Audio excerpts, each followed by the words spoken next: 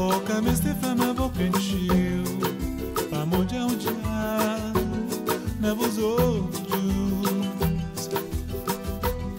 Boca me stefama potama, família claro, boca minha companheira.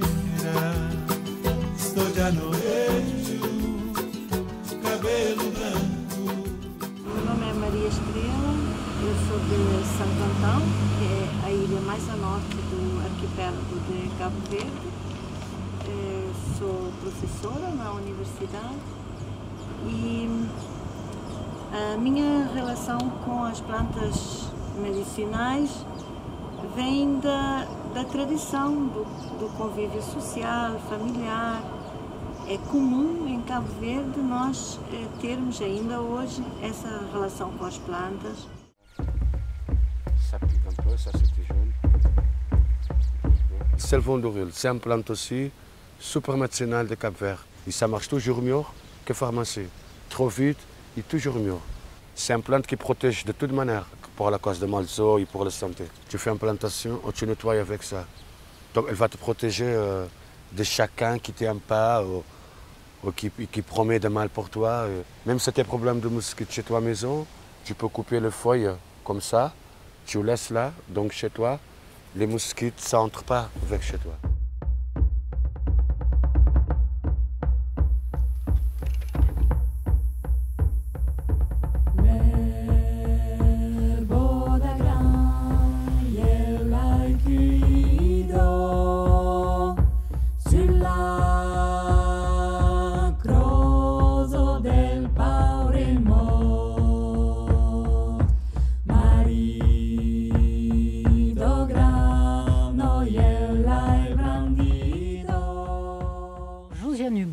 Je suis lexicographe en occitan. En ayant réappris la langue occitane de ma grand-mère, je me suis donc intéressée au lexique des plantes en occitan. Au lieu d'avoir un regard qui passe, comme ça, et qui donc ne permet pas à une plante d'exister, moi j'ai voulu savoir leur nom. Comme je m'intéresse à la botanique depuis toujours, j'ai mélangé les deux. L'ethnobotanique est fondée donc sur deux mots, ethno, les humains, botanique, la botanique. Donc ce n'est pas de la botanique pure, c'est de la botanique vécue par les humains. Donc à tous les niveaux. Les plantes médicinales, c'est l'idée qui vient en premier, mais il n'y a pas que ça.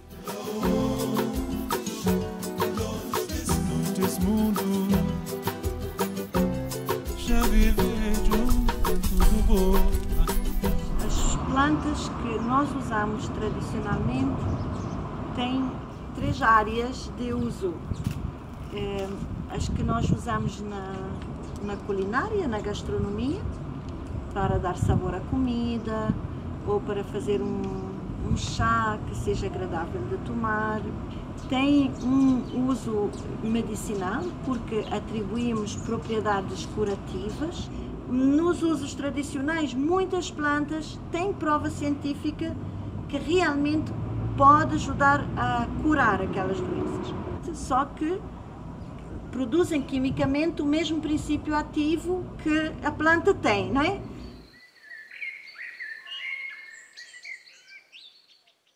On a cette impossibilité de classer dans un tiroir les plantes médicinales. Et également une limite extrêmement floue entre culinaire et médicinal. Alors notamment les labiers chez nous, à nouveau, donc cette famille est très riche, qui assaisonne la cuisine méditerranéenne bien connue, qui sont à la fois gustatives, mais en même temps qui aident à la digestion. Il est très rare qu'une plante médicinale n'ait qu'un usage. Elle est multicarte.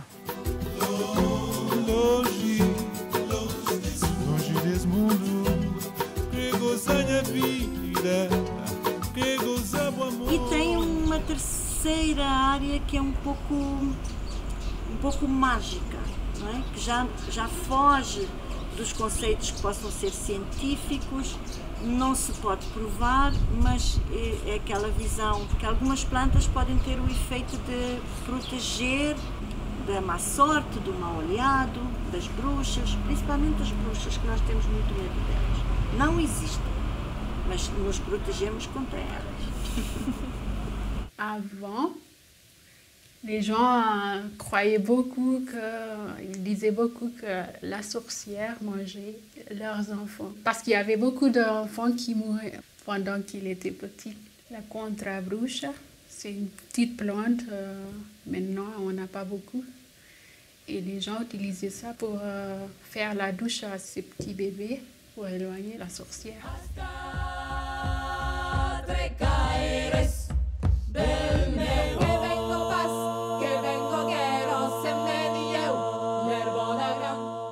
Je suis Petra Couder et je suis ethnobotaniste. Certaines pratiques donc, qui sont traditionnelles ou héritées, ça nous permet finalement de comprendre l'environnement dans lequel on vit. C'est vrai que dans la partie ritualisée, c'est moins évident que dans la partie médicinale ou alimentaire. Finalement, c'est toute cette notion, on va dire, mystique ou ce lien avec l'invisible qui n'existe pas qu'on a perdu. Toutes les sociétés se sont bâties sur des rituels. Une société qui n'a plus de rituels est une société qui s'effrite, je dirais même qui s'effondre. Et un rituel, par définition, ça a été analysé par des ethnologues éminents, doit être réactivé chaque année. Alors, l'espiguet des Sanros, c'est un petit bouquet en forme de croix de lavande aspi, dont le pouvoir désinfectant est reconnu depuis toujours. La tradition voulait d'aller cueillir au Pic Saint-Loup l'espiguet des Sanros, le bouquet sacré de lavande d'aspi, pour le suspendre dans les maisons contre les maléfices, contre les maladies, contre les aléas de la fortune. Aloe vera, que nós chamamos babosa, é uma planta muito poderosa na nossa cultura porque usamos, por exemplo, para problemas dos intestinos, para a úlcera no estômago, tem poderes cosméticos também para pôr na pele, por exemplo, para queimadura, se queima, cicatriza mais rápido.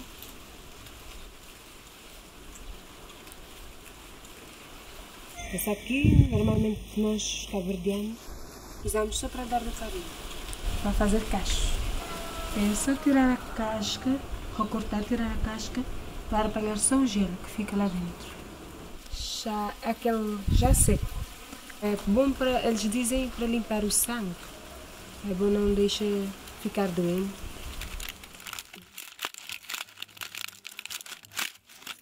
E tem o poder de te proteger também do mal olhado, das bruxas também. Então, é tradição toda a gente ter uma planta dessa na entrada da casa, porque atrai as más energias, capta o mal olhado e quando tem este efeito passa a chamar-se de Maria da Cruz, já não é mais babosa.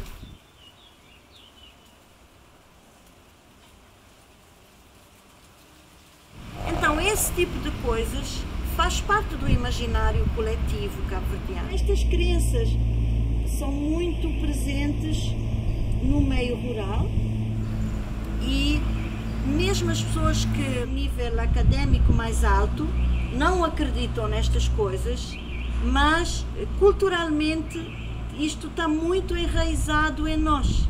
Ou seja, eu não acredito, mas eu vou colocar esta planta na porta da casa. Não é verdade que tem esse efeito, mas também não faz nenhum mal. Então eu respeito a tradição. Depuis les années, les gens croient en ça et il y avait des parents, des arrière-parents qui disaient ça toujours et les gens, ils y croient. Je suis une de ces personnes qui continuent à y croire.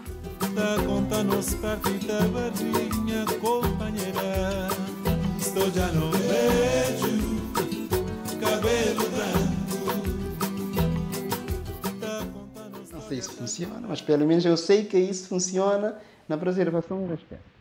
Cada pessoa, cada família vai ter no mínimo um pé dessa espécie na sua casa, porque sabem que vai usar para fazer chás. Que eu costumo dizer, se todas as plantas tivessem cada uma com uma história de guarda, de espírito, isso, aquilo outro, seria bom porque tu iras existir.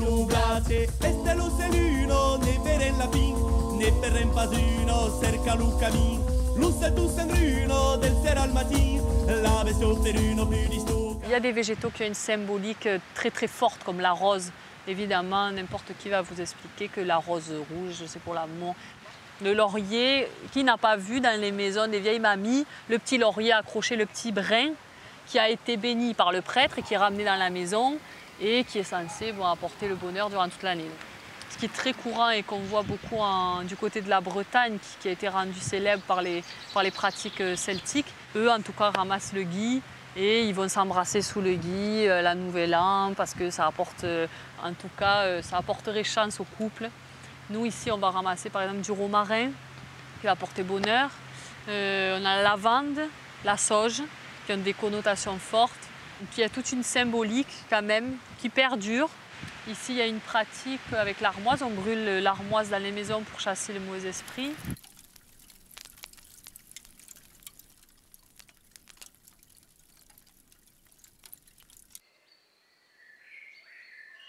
Lógina é uma planta da família da Artemisia. O chá dizem que é bom também para gripe, febre e também tem o lado mágico.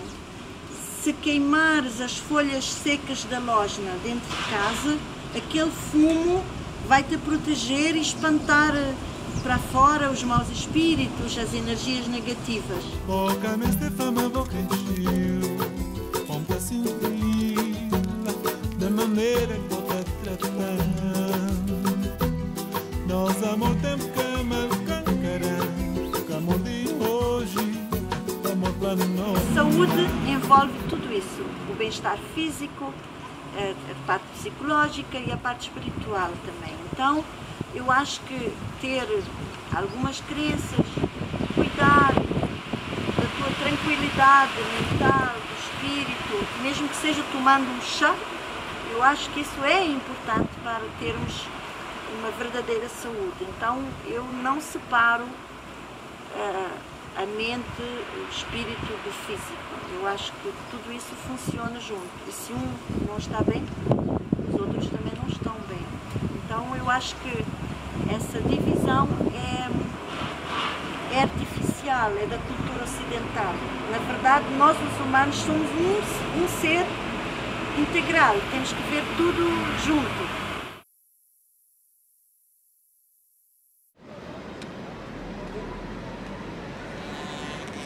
L'humain est arrivé à un point où il est tellement focalisé sur le matériel, le consumérisme, que toute cette partie-là spirituelle est complètement oubliée. Il y a un aspect, quelque chose d'un peu magique dans la nature qui nous entoure, qu'on a complètement perdu, qu'on n'observe plus, quoi.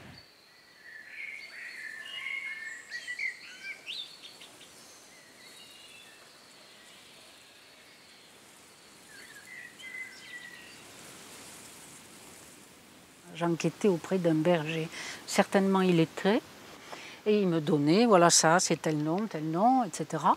Et il en cherchait une de plante, il l'avait utilisée pour guérir une polyarthrite. C'était la Chilée millefeuille, qui est réputée contre les coups chez nous et les entailles, mais je ne savais pas pour la polyarthrite. Et il tourne, il avait de la peine à marcher.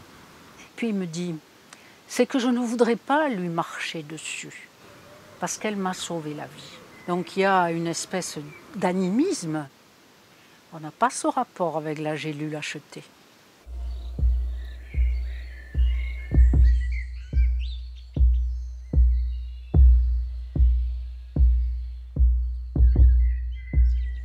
Desde a minha infância, eu acompanho os meus pais, os meus avós com essa prática. Toda vez que ia lá tirar uma raminha ou duas da arruda para fazer um chá, então tinha de ir lá e chegar aqui e cumprimentar a planta. Tinha de dizer bom dia, boa tarde ou então boa noite, vai depender da hora, né? Tinha de pedir para a planta deixasse comprar algumas folhinhas dela. E o dinheiro que era pago era três pedrinhas que eram selecionados, né? Depois de ter essa conversa com a pedra da arruda, colocavam as pedrinhas aqui na cova, onde a planta era plantada, e depois cortava aqueles ramos que estava a precisar. E pronto, isso aqui toda a gente fazia e funcionava. A história é quase idêntica também com a alecrim, que fazia também igual. Eles diziam que se não fizesse isso, a planta secava, não queria produzir mais e pronto, morria.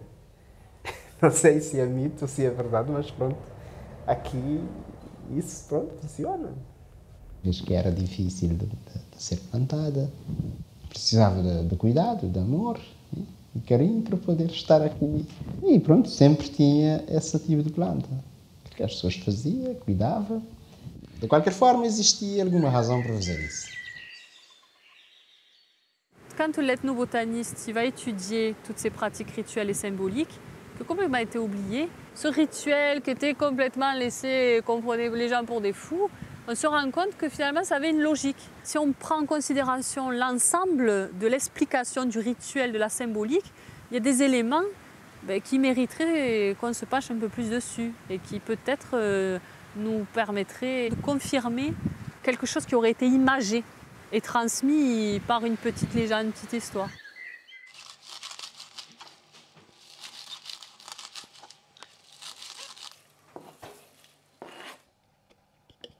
La tradition veut que, à la fin du carême, on recommence à manger des œufs.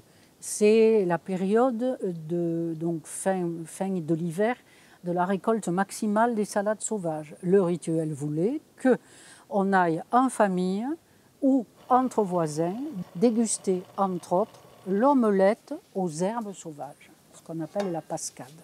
L'association aux salades, parce que nous sommes en mars, en gros, et que le jardin potager n'a pas commencé à fournir, donc on va puiser dans la nature ce qu'on n'a pas encore chez soi, plus la propriété médicinale de toutes les plantes amères. Il y avait cette sensation qu'il fallait dépurer le corps après l'hiver, parce que qu'est-ce qu'on avait consommé pendant l'hiver? Pas de légumes verts, pommes de terre, haricots secs, lentilles, etc., porc, saucisson, boudin, hein? Et ben, ça demandait d'être dépuré. Donc ça institue un rituel de récolte des salades, donc qui génère une connaissance de ces salades, convivialité et date jalonnant l'année qui permet à un humain, à tous les humains du monde, de se raccrocher. Voilà, ça c'est l'exemple parfait d'un tout culturel.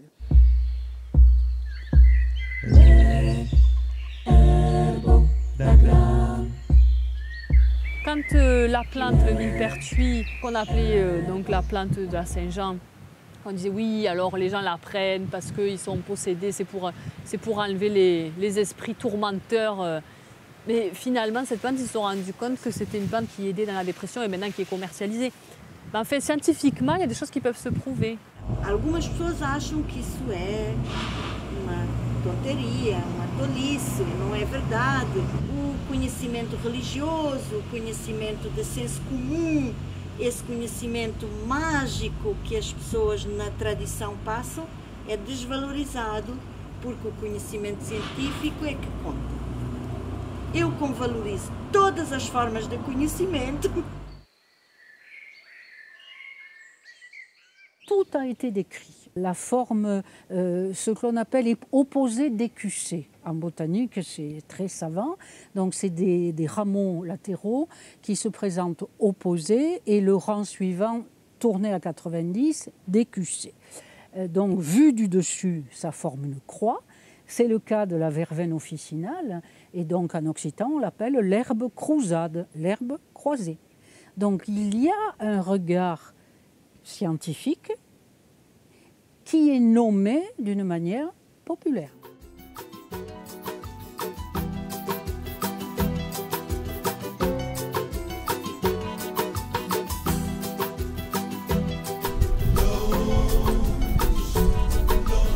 Longe desse mundo, quer gozar minha vida, quer gozar o amor.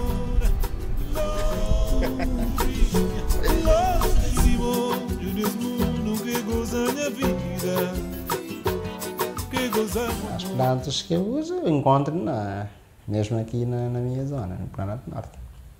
Porque aqui também é um parque natural, um dos parques naturais de Santo Antão. E é uma área onde existe muitas variedades de plantas. Não só plantas endémicas, mas também com plantas medicinais. Não, as plantas aqui são as plantas resistentes que se adaptam à seca. E pronto, eles estão aí no campo, não precisam ser irrigados para estar aqui. Eles vivem e conseguem resistir igual nós também conseguimos. Portanto, faz parte dos resistentes de Planalto. Granola miserio con fluris lublate e si latte al vero che la libertà l'amor che te spero gardo la verità. Voir cet attachement à la cueillette ici qui peut paraître étrange à des yeux externes en disant mais qu'est-ce que c'est ces gens-là, ils sont paléolithiques. Oui, on est paléolithique dans le sens attachement au territoire. Parce qu'aller cueillir, c'est connaître les plantes, connaître la saison, connaître le biotope. Il y a combien de citadins qui ne connaissent aucune de ces trois données. Donc la cueillette chez nous est fondamentale. Quelle jeune génération que tu prends occitane dans la rue, tu lui demandes de te montrer un arbousier, un azérolier, une jujube ou une asperge sauvage ou même un poireau sauvage, sans même parler du thym, du romarin. Bon, je ne suis pas certaine que la personne elle va pouvoir te montrer ça. Hein. Une plante qui n'est plus regardée et plus nommée n'existe plus. Un restincle qui brûle, qui disparaît, une restinclière, donc une étendue de pistachier lentisque qui disparaît. Les gens qui la nomment ont perdu quelque chose de vivant. Si elle n'est pas nommée, ben, un rien, qu'est-ce que ça peut faire qu'on le perde, puisqu'à nos yeux, c'était rien. Il y a une espèce de honte, je dirais, de quelque chose qui serait complètement has-been, quoi, complètement dépassé, qu'on ne se transmettrait plus à ses enfants. C'est comme ici en Occitanie, parler occitan, à un moment donné, c'était mal vu. Déjà, on a l'accent, ça fait très paysan. Et on s'aperçoit petit à petit que notre pays nous a été volé, comme on nous a volé notre langue et on nous a volé notre culture. Avec, je dirais, l'imposture d'avoir été qualifié de patois et non de langue, de superstition et non de croyance, de remède de sorcière et non de remède possible par les plantes, voilà, qui fait que les derniers héritiers totaux de cette masse de culture ont tellement été lessivés du cerveau que ce qu'ils connaissaient ne valait rien, qu'ils ne l'ont pas transmis. Et on est arrivé à ce que certains philosophes appellent une catastrophe anthropologique. Et c'est cette, je dirais presque cette rage d'avoir été floué qui m'a donné cette envie de recreuser mon patrimoine à moi culturel. Je pense qu'à un moment donné, on doit se réapproprier notre culture, notre patrimoine et la terre à laquelle on appartient et les êtres vivants avec lesquels on vit, les plantes qui étaient utilisées jadis donc pour se nourrir, les baies, toute la cueillette sauvage qui se faisait au fil des saisons. Temos que pensar não só em estar vivo, mas também em contribuir para que todos nós podemos viver. Quando fala de nós, não fala só dos seres humanos, fala da natureza. Autrefois, les gens, ils avaient une connaissance totale de leur environnement. Ils en faisaient partie intégrante. Là, maintenant, il y a eu un hiatus assez considérable, un fossé, un abîme entre l'homme et la nature. Avec la question qu'on se pose, mais si je ne connais pas mon environnement, si je ne connais rien, est-ce que moi j'existe? On peut la poser cette question philosophiquement.